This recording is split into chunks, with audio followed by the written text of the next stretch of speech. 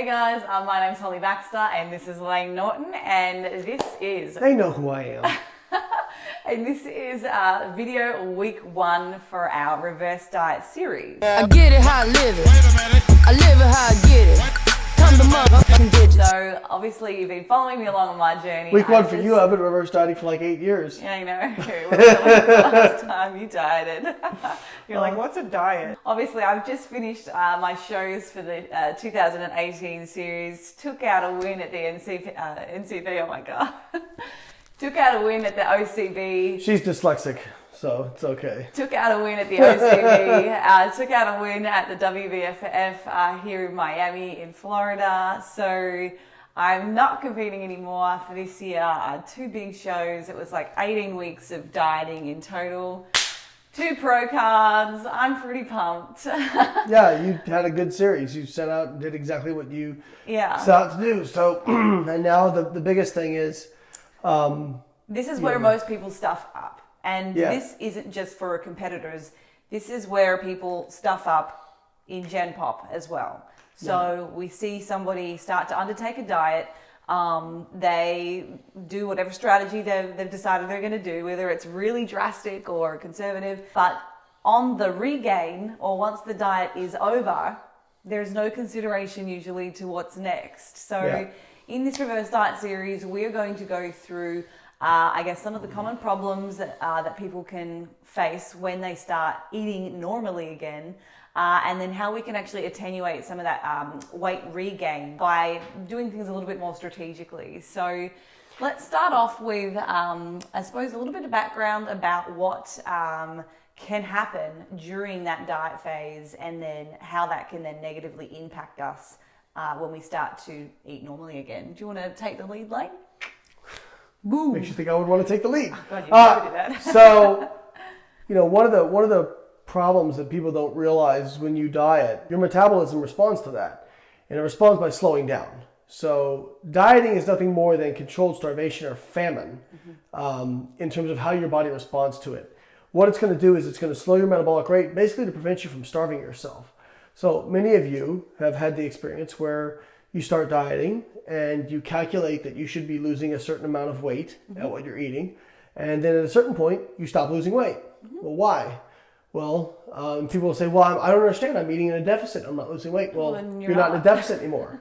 Your metabolism has adapted to the point where those are now your new maintenance calories, or your upper limit or your lower limit of your maintenance calorie range. We've talked about this in previous videos. And it's not just diet either. So you might also be, but I've increased my training. I'm doing 3 more sessions than I was previously. Or I've added all this extra work. Yeah, your body actually gets more efficient. Yeah, your body actually gets more. There's actually research to show this. Metabolic efficiency. With your training, your body actually gets more efficient at conserving energy in your training.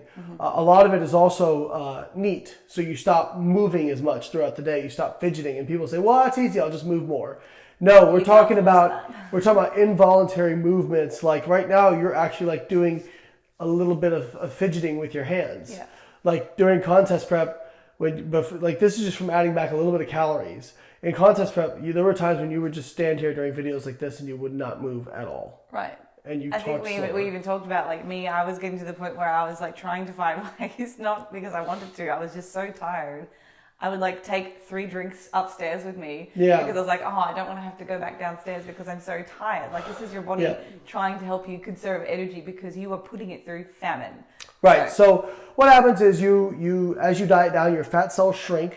It makes you more insulin sensitive. It lowers leptin, and we think about insulin sensitive being a good thing, but insulin sensitive fat cells can very easily pick up nutrients. They're like sponges. And so when you're at the end of a diet and you start eating more, you are primed for fat gain. Like your body is ready just to take all those empty fat cells and shovel triglyceride in there. So, and many of you have had this experience where you've put on a good amount of weight in a short period of time. And people say, well, you can't add that much fat in that short period of time. I've seen people add 30 pounds of fat in a week. And part of the other reason is that fat metabolism and fatty acid metabolism actually becomes impaired during that process. So our systems aren't operating as effectively. So that's another reason why we can. Your rates of fatty acid oxidation in the adipocyte slow down. So and especially, it looks like in the post-diet period, a diet preferentially a little bit higher in carbohydrate, lower in fat may be advantageous. Yes. Because your rates of fat oxidation are so low from dieting that as you start to throw in exogenous fatty acids, they're much more easily stored, whereas carbohydrate requires the process of de novo lipogenesis to get stored in fat. So the other thing is a lot of people stop exercising at the end, or they really drastically reduce their exercise. And at least in the first few weeks, that's probably not a great idea. No, I think it's really important to make sure that you keep on top of your exercise, because that alone, I think we were looking at a research paper that kind of showed even when calorie balance was equated, the group that did the activity versus the group that kind of controlled for their calories through calorie diet restriction, the group that were more active actually did better as far as preventing weight regain. Yeah, so they showed the same, basically they looked at two groups, same calorie balance. So one group ate less, moved less. One group ate more, moved more. And they found that overall at the end, the group that ate more, moved more did better. So if you have to pick between lowering your activity or lowering your calorie, well, you're not lowering them at the end, but basically, some people may say, I hate cardio, I don't want to do any more cardio, so I'll just eat a little bit less to start my reverse. It might actually be better to do that little bit more cardio. We would suggest probably in the first few weeks, keeping your exercise high. Yeah. So, also exercise lowers the set point that your body defends. So they've actually shown this in research studies, and it helps prevent the possible pre-adipocyte differentiation that I've talked about in other videos. So basically, as you start adding calories back in, if you eat like an asshole and you binge eat, like after a diet or after a show, when your metabolism is really low, thyroid's really low, insulin and leptin are low, in that specific hormonal milieu, they've actually shown that you can form new fat cells, that you can actually add more fat cells. Yeah, so it's the flux of calories coming in. Yeah, so in the short term, usually the differentiation of fat cells is controlled by just the adipocytes get to about 100 microns, and then 100 microns is about the maximum size of a fat cell. And once you reach that threshold, the body has to initiate pre-adipocyte differentiation so that you have more fat cells to put triglyceride into, because you can't really go much past 100 microns. And that's usually how it works. But they've shown in the post-diet period that the flux of energy across the adipocyte, if it's fast enough, if you're stuffing triglyceride into adipose tissue fast enough, it can actually trigger this pre-adipocyte differentiation in this particular scenario with thyroid low, leptin low, insulin low. So we're basically adding more cells, is that right. what you're saying? So you could actually raise your set point. Greater potential to store fat. Okay. Yeah. And this is why a lot of competitors, they'll lose fat and then they regain it and they actually end up gaining more fat than they lost initially. And not just competitors. This would be for anybody that has potentially done a really drastic diet where they're calorie restricted and they get to a point where it's like, I can't maintain this anymore. My hunger levels are so high, and then they end up binge eating. Yeah, that's called the energy gap. McLean, and he said McLean's a researcher who looks at this stuff at the University of Denver, and he said the energy gap is a situation where more energy is desired than is required. So basically, your body overreacts to dieting, and your hunger levels a lot of times do not normalize until you shot past your original weight. Because then it's like your body can then relax and go, I'm back to this normal set point. Well, think about it. If you've gotten that lean, you've actually teetered on the edge of starvation by getting that lean. So your body's going to have a really a violent response to that. So that being said, when you're talking about getting that lean, that's probably more specific to competitors. I think for the average person that is dieted, yes, they're still tripping these kind of responses in the body. But competitors are in a little bit more of a precarious situation, especially if they eat like assholes and add food back really quickly. I mean, you've added 2 kilos since your show. Yes. But that's not even you eating like crazy. No, that's just you. I did. Oh, you did? So, okay. Let's take the scene here. So I was on show morning, I was 60.5 or 60.4 kilos. And today I woke up, I'm 63.2. So, yeah. So are you unhappy with that, or? I'm a little annoyed, but I also know I can fix this with a couple of days of getting back to not eating like an asshole. But I didn't really. On Saturday, I didn't see you binge eat or anything, though. We'll have a look at what my actual intakes were. I've got everything recorded, so we're going to go and show you the screens of what I kind of did post-show, and we'll talk about that. And then your problem is you cannot have food available to you. No. If it's in your hotel room, if it's you will just eat it. Like you don't have an off switch. Okay. So I think like knowing that in the future, we know, okay, like I brought you Skittles, jelly beans, and then Haribo gummy bears for carving up. Yeah. And we decided, the Haribo are the best ones. Yeah. But then you also ate the other ones as well, Yeah, just because they were available. So after the show, we had to go and have an athletes meeting for all those that turned pro, and it was probably about an hour and a half. I just had to wait, and I'm sitting there and I was like, oh, I've got this packet of Skittles. Yeah. Oh, I've got this extra packet. So that's a good thing for you all if you're competing or if you're doing a diet. Don't start 1,000 things. Don't start like hoarding. Don't start hoarding stuff. I know a lot of competitors that do this. They'll buy all the stuff they want to eat after their show, and then they're shocked at when they eat it all in like 2 days. So don't do that. You're going to have the chance to eat all the foods you want to eat. You don't have to have them all right now. So one of the strategies I talk to my own clients about, and I do this for myself, and I kind of said to the people that I was with over the weekend, you don't have to try and cram it in on the very night of your show or the day after your show. So if there are things that you feel like you've had to miss during your contest prep, and there is a point in time where you start to have to blanket rule things out because they're so high in calories and they just simply don't enable you to feel satiated anymore. So spread it out. Like on the weekend for me, after my show, all I wanted to do was have a couple of cocktails. Like I wasn't really hungry, to be honest, because on comp day especially, you're already jamming in a lot of carbohydrates. So I didn't feel very hungry. So that was my thing on the weekend after my show. Then on Sunday, I was like, okay, well, I think I'd like to just have a nice meal out. So I went out with my friends afterwards, and I don't know, I just had a burger, and I think at another place I had a couple of nachos. And then the next day, like Monday, I was like, oh, I might have an ice cream today. So rather than it doesn't sound like you ate like an asshole then. No, I really didn't. It was just food, and alcohol was a little bit more calorie dense, but just trying to spread those kind of things out.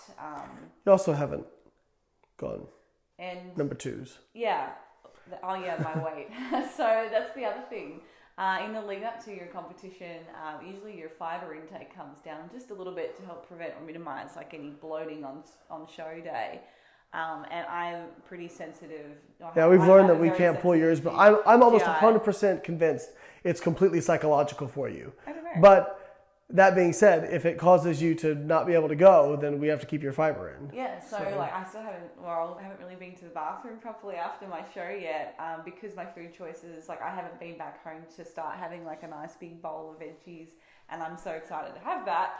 But yeah, my fiber intakes have been absolutely horrendous for the last few days, so I'm probably heavier than I would be if I had actually been able to go to the bathroom properly. So that's something else when you're in a post-show setting. If you want to get your GI back and being regulated, get back on the foods that you're used to consuming. So your big salads, voluminous foods that help your GI motility become active again, because it does start to slow down, I guess, if you're reducing or limiting your intakes in the lead up to a show. All right, well, why don't we go look at the data and show them where you're going to start your reverse diet. Okay, cool, let's do it. Alrighty guys, so we're just having a look at my my reverse diet week 1 right here. So we'll quickly just go through this as it reads. So we were talking about activity and what is a good idea, I guess, so far as starting a reverse diet. Do you get to the end of a competition or a diet and you've probably been ramping up your training to kind of help keep that calorie deficit going. So I was all the way up to 5 weights, 130 minutes of HIIT, 60 minutes of the Stairmaster and 110 minutes or 130 and you're at minutes. 300 total minutes of cardiovascular work. Yeah, so it's a lot. Now, we've talked about the benefits of keeping some of that activity going immediately after your diet. Yeah.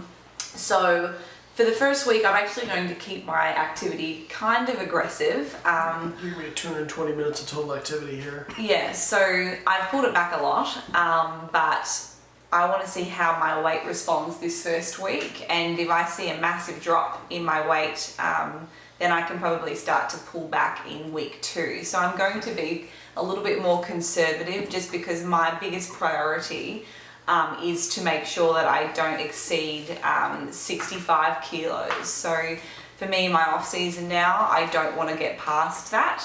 You're going to have to be really diligent to do that. Yeah, and I'm going to have to be very, very, very diligent to do that, as I said. So, yeah, it will probably mean that this reverse diet is going to be very conservative. And I've got until about May to kind of work on increasing my intakes. And if we scroll up, we can see that I got up to 23, 22 was around my highest in my off-season consistently calories in my last reverse. So that would be my goal, but I want to do that and maintain my weight at 65. So you can see here in my reverse diet, I got up to 69.2 kilos on those calories.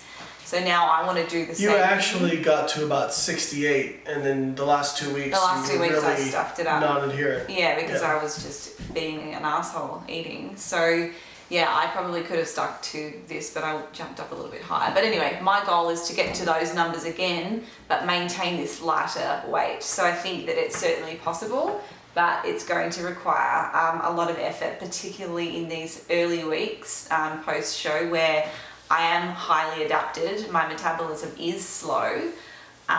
So that's what I'm going to be doing for training. If we're going to come across here, I've had my 2 high days this week, so you can see 316 grams of carbs was kind of what I was going for, or I didn't really set myself. We're going for that?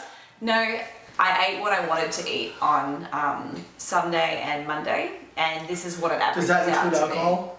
This is my calories including alcohol, yeah. Okay. So I was averaging about 2440 for those 2 days. It actually was a little bit different. I think one day was significantly higher, like 400 grams of carbs. The other was at 200. So I've just worked out what the average of those 2 high day were. And that's what it comes out to be. So Lane and I have looked at what my predicted maintenance calories are, using the Mueller and having a look at my activity. Do you want to quickly talk about how we came up with well, you used the Mueller, and your predicted was a little bit higher than what I came up with. Yeah. So I looked at the last month, how much weight on average you lost each week, and then I applied a calorie factor to that of what that weight equates to calorie-wise, because I have a proprietary calorie factor I use that's in my books that are coming out. Yeah. And basically showed that your maintenance calories would be somewhere around, like, I want to say like 1900, but that also didn't take into account your activity. You were doing a lot of activity, so I subtracted some of that out, and I got to around like 1600, but I also subtracted out all of your activity. So since you're doing more activity, the 1767 is probably very close. Yeah. So I think that that's a good starting point. So is your goal to actually be at maintenance? So to find your maintenance calories? I want to find what my maintenance calories are for this first week, just to see. And keep in mind that, as we've talked about, this is a range of calories. Yeah. So we're trying to hit that upper range, the upper end of your maintenance calories, and then start increasing from there. Yeah, so it might take me a week, it might take me 2 weeks, depending how consistent I can be with my activity. And it is coming up to Thanksgiving. We've got travel. And honestly, you've really, like, you do your best when you're consistently hitting your daily numbers. Yeah. Like when you have high day and then you've got to correct for it and all that kind of stuff, like you just don't do as well. I don't know if it's a mental thing or physical, but you just seem to do much better when you're very consistent. Yeah, so I have 5 days now to get my shit together. And those targets, we'll just have a look at those quickly. So you're trying to lower these down so that at the end of the week it balances out to what your right, goal is. So the predicted maintenance we've both agreed on is around 1767. So I've worked out what my 2 high days have already been this week. So now to get things to come into balance, these calories here, or these macros are what I need to hit in order for that number. Which probably actually feels pretty nice compared to what you were on before. Yeah, so if we looked at my last week of my intakes, I think I was down around 1250 calories. So we're jumping up by 500 calories here, but that's about right for maintenance based on what I was losing in those final few weeks. So 150, 130 carb and 42 fats is what I'm striving for this week. It's still pretty low, like 1498 isn't a high amount of calories, so I'm still going to have to be very careful about my food choices. I can't just go out and have 3 meals that are all carb containing because... And next week we need to talk about what your plan is for travel, because we actually won't be here. Because you tend to do really poorly when you travel and you're out of your environment. So I think we need to put, like, you'll have to have structure in place, especially with Thanksgiving, because you know mom's going to cook and there's going to be food out and available, and so you're just going to have to practice a lot of mindfulness. Yeah, so cognitive restraint is really, really important, guys. This will be a nice challenge for you.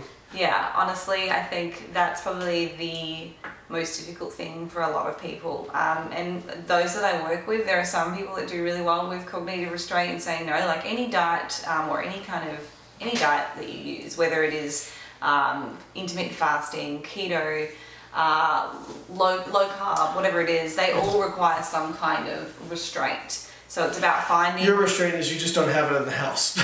Yeah, so it's about finding something that works for you as an individual, like what is easiest for you to restrain with. Does that make sense? Mm-hmm. So, yeah, I'm going to just have to have everything out of the house this week. Like I already asked Lane to get rid of all of our protein bars because if they're sitting out, the lockbox. I'll just eat protein bars. I had 2 last night because he left them out. It's not his fault, that's my fault. I'm in a really difficult position at the moment. So for me, I just have to get rid of that stuff until my calories are higher and I can fit those if I want to eat them. So that's what I do. I'm just a little bit concerned about you next week with Thanksgiving. So I think we need to have some activities planned so that you're not sitting in the house thinking about food. So yeah, you can see here on Saturday, this is my high day. I had 421, 210.